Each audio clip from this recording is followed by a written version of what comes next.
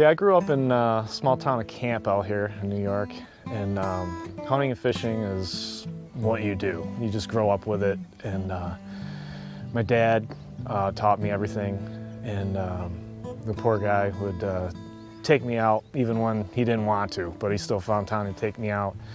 My daughter Kaylyn, she has expressed interest in hunting the last couple of years. She's 12.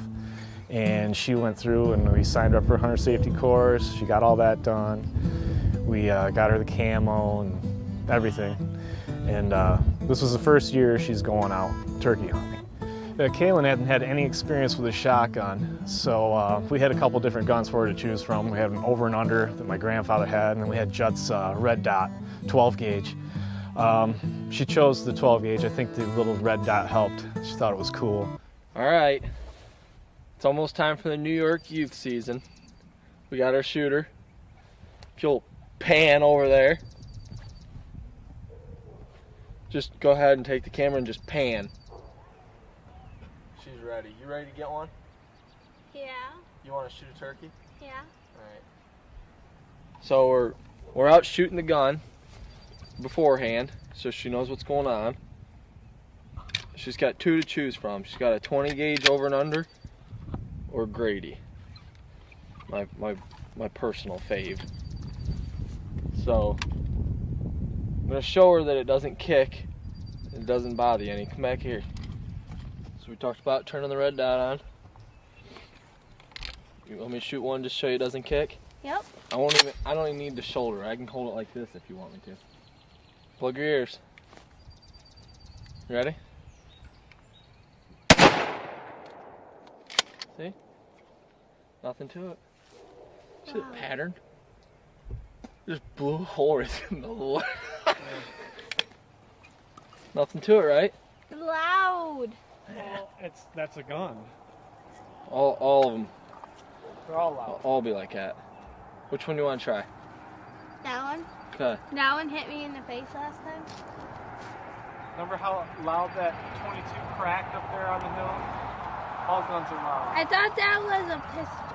Being outside, it echoes, so it sounds louder than it actually is. Yeah, imagine the turkey. When you shoot, You're actually shooting at him. Let's see if you can hit that can. Hold it. Got it? Dead as a doornail. Got it. Here. Good job. Hey, that didn't hurt as much as that one did. This one hurt more? That one was painful. Well, there isn't a lot of padding. She shot it for the first time, hit the can, probably 30 yards, called it good. She didn't want to shoot it again, so I guess all you need is one shot anyway, so good. What do you think? They're knocking on the window. You ready for Saturday? Yeah. Okay. Here we go. So here's where it gets funny and interesting. Liz and Justin come up, got the blind up there the night before, drove up to the field and put the chairs and the blind out. It's one less thing we got to carry. And it's, I don't know, 5 a.m. 5 a.m. they show up at the house. We getting our stuff on, and you know, Kaylyn didn't know what to expect. You know, it's dark. She doesn't want to go outside in the dark, so here we are, making sure she's got everything. Liz is coming in. I put her boots on for her.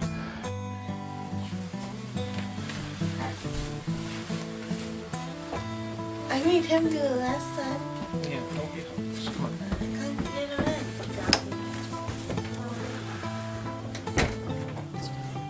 Is everyone's vibrate more slowly? No, I can't.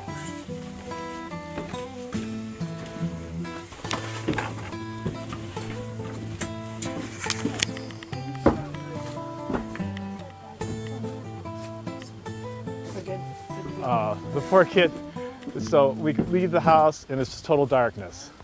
So she's expecting we're gonna drive up there, and no, you don't drive a car where you're gonna hunt, or a four-wheeler. So poor kid, I got her out of hand. We're hiking up over this pipeline, and I don't know how steep this thing is. What'd you say, about like that? Yeah. About like that, and it's a good couple 100 yards hike in. We're all huffing and puffing, just set the blind up, and pitch black still, made good timing. We have 4 of us in this blind, with this big Mike's blind. 4 of us in there in chairs. Kaylyn's on the ground, which has actually turned out to be a good thing because her not seeing any of this really helped, I think, in her being relaxed in the shot. The poor girl, all she could do is sit there and look at our eyes. All of our eyes are going, wow. And she's just there pumped. So me and Chuck get out of the blind. Chuck gives a good owl hoot. The woods light up with gobbles. It's like, all right, jump back in the blind, get all ready, just wait a little bit longer. The gobbles pick up. Wasn't long, we could tell he was on the ground. We were sitting there looking. Chuck zooms in with his camera and sees this monster bird way out in the corner of this, I don't know, probably 300 yards away, out there all strutting, showing his stuff. Then we could hear hens down in there further. And wasn't long, he deflated, as I call it, and ran back into the woods. Must be there was another bird in there. Liz is going, oh my gosh, look up there. Off to our right, we look up and there's this head coming up over the knoll. And we're like, yeah. Because the way the sun was there, the sun wasn't really fully up yet, so it was kind of still dark. It hits light to dark in the field because it rolls. It's weird. And pretty soon we saw that tail fan out. We're like, oh boy. He got a look at the decoys down there and he starts strutting in. And he comes down and it was probably, he stayed in front of us for a good half hour.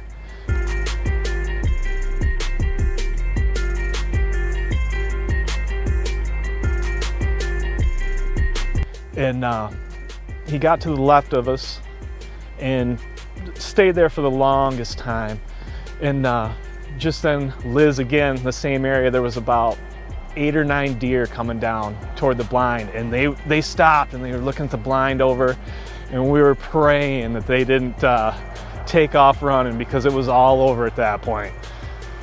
So they just kind of meandered off, did their own thing, were cautious, and that bird let his guard down, realized that everything was all right, and started moving in slow toward the decoys.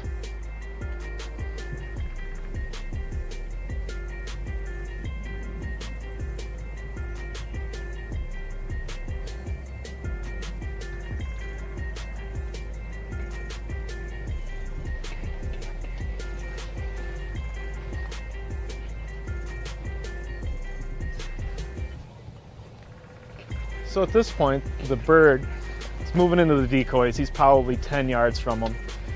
You know, he's pecking the ground, moving in, guards down, and we're pumped. We are all jacked in there.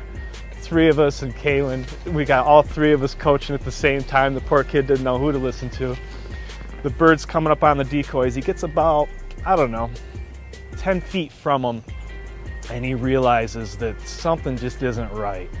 So it was an now or never thing. So we had Kaylyn set up, and you can see, I think the bird knows something's up because he can see a little bit of movement, and I think he actually sees the gun barrel coming out of the blind window. He starts trucking off, and it was now or never. Kaylyn dropped the hammer on him, and the bird was gone. It was awesome. Awesome.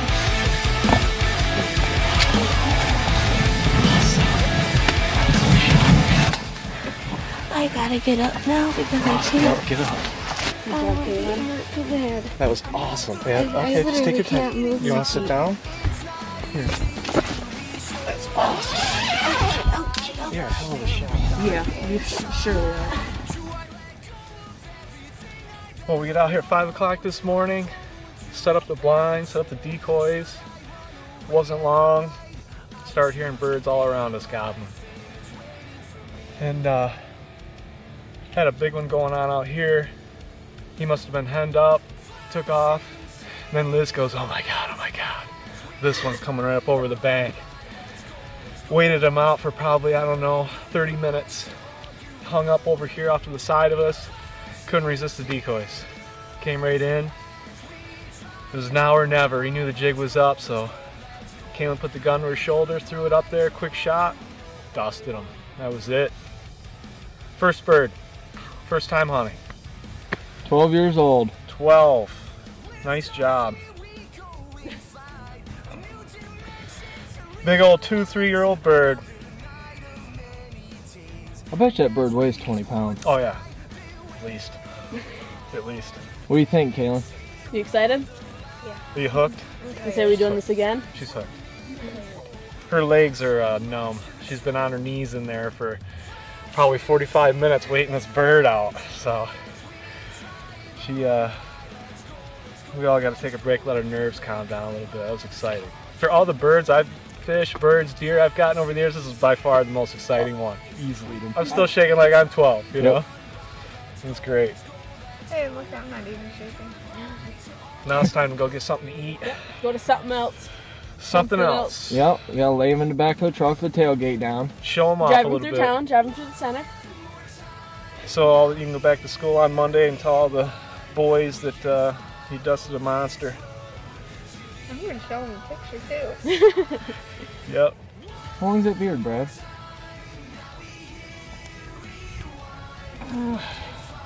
As long as my stabilizer, 10 inches or more. Yep. So Oh, nice. you gonna do this again, Kaylyn, or probably not? Or Yeah. Probably what, next Thursday? May 1st. awesome. Stand up now. You know what we call this? Pressure's off. That's right. Pressure's off. Now we can just go out and have fun, not be so serious.